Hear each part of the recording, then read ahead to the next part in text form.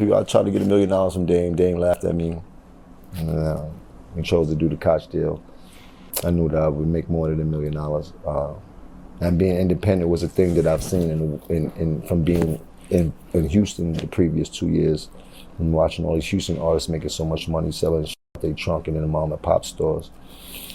Had the same attitude, like it wouldn't matter where these kids get the records from, long as it's on, long as they see the Diplomat bird on it. They wouldn't give a if it's Def Jam, Atlantic, mom and pop. They just want to see what the bird is about. Jim Jones just dropped a bombshell.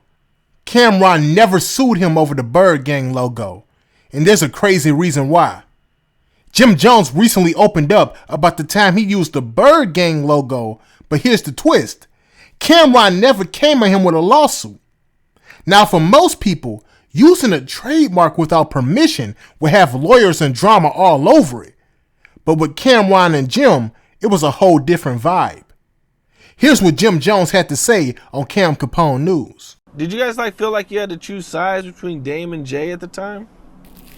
Nah, I didn't have a side to choose. I chose whatever side Cam chose.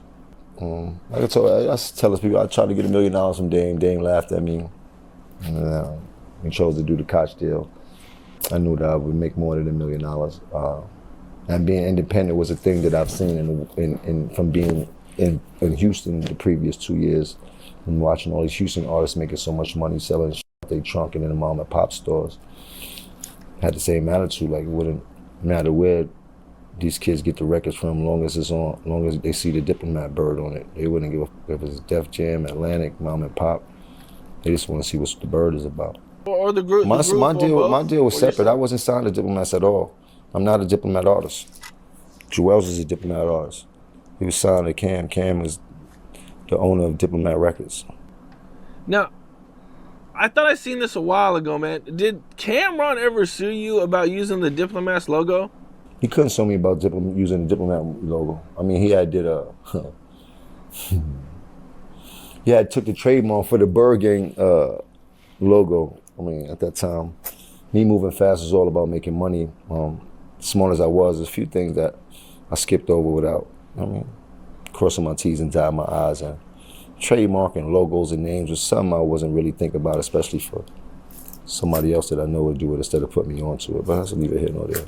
The real takeaway here is the relationship between Cam and Jim wasn't just business. It was built on trust. They knew the value of the brand and understood that the logo was just a symbol of what they built together.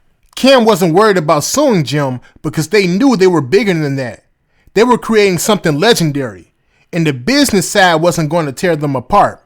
Now, unfortunately, that bond and trust that was once unbreakable seems to have fractured over time.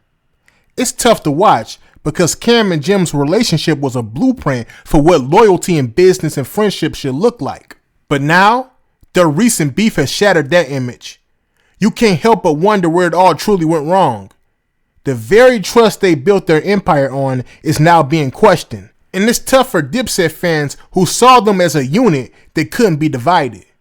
The rift between them is a glaring reminder of how fame, money, and personal differences can break even the strongest bonds. What started out as mutual respect and loyalty slowly gave away to egos, miscommunication, and business disagreements. Now, what's ironic to me is that a lot of people blame 50 Cent for the rift, but he went through that same exact thing with G-Unit. The unfortunate truth is, the bond and trust that Cam and Jim had is no longer the driving force in their relationship. Business and pride had overtaken the love and loyalty they once shared.